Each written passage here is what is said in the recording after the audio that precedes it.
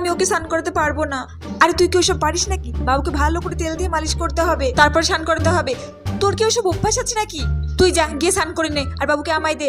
আমি বাবুকে ভালো করে স্নান করে দিচ্ছি, কেমন? তারপর বাবুকে খাইয়ে দেবো। দে দে আমাকে দে। আচ্ছা তুমি তাহলে ওকে স্নান করিও, আর আমিও স্নান করিনি, কেমন?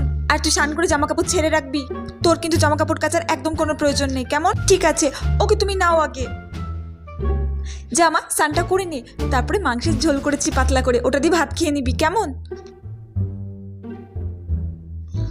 কিরে মা, ওষুধপাতি খাচ্ছিস তো ঠিক করে? হ্যাঁ মা, খাচ্ছি। তোর না কবে ডাক্তার দেখানোর ডেট ছিল? কালকে তো আমার চেক আপের ডেট আছে, কালকে যেতে হবে। ও আচ্ছা ঠিক আছে, তুই কালকে জামাইয়ের সঙ্গে চলে যাস, কেমন? আর বাবুকে নিয়ে যাওয়ার কোনো প্রয়োজন নেই। ওই ভিড়ের মধ্যে রাস্তাঘাটে বাবু ঠিক করে খাওয়া হবে না, ঘুমও হবে না।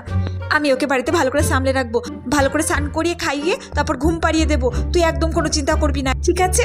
আমি ছেলে মানুষ করিনি নাকি?